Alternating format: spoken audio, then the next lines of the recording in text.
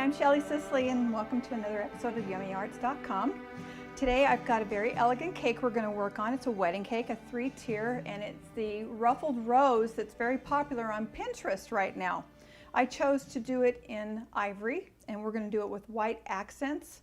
So let's get started. We're working all in cake dummies today, so I pre-covered them in fondant, and I've got a 6-inch dummy, 4 inches high, covered in ivory fondant, and I've got an 8-inch high.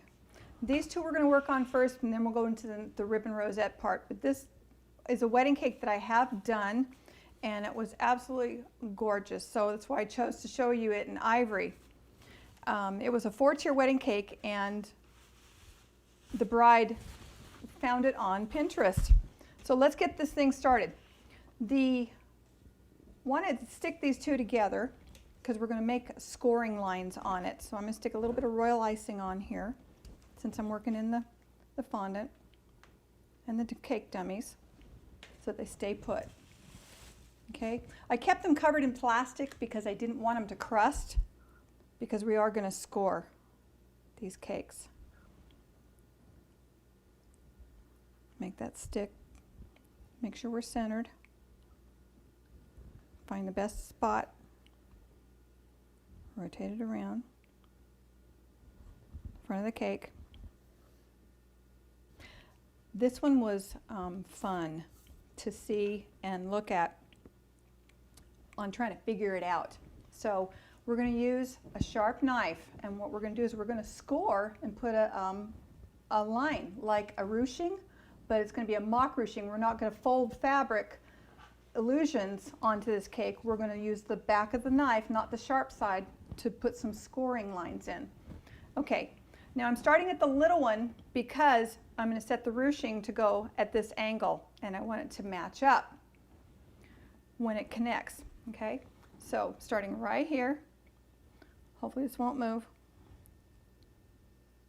pressing in, giving it a line, scoring like this, and just dragging it out.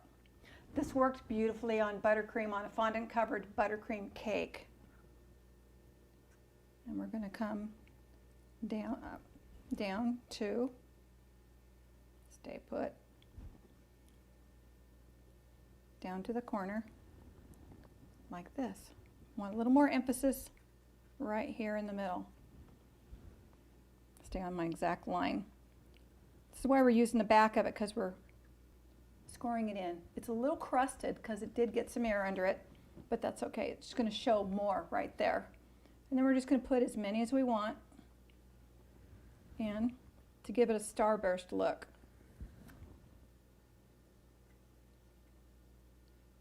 No rhyme or reason. I'm going to come up to the corner and off. Fill in between the ones that we've already done. Give it a little bit of more pressure. You can always go back over. There goes that one. It's stunningly elegant on the cake. This one's harder because the cake's on here, so we're just going to come up like this. Rotate down. Fill in, make them tight.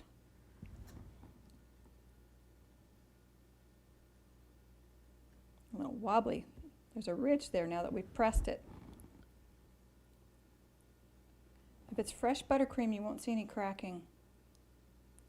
Fresh fondant.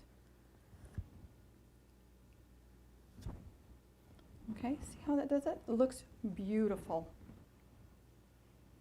All right, now we want this one to match up a little bit. We're not going to go straight up and down. We're going to go off center because we want that angle to kick in.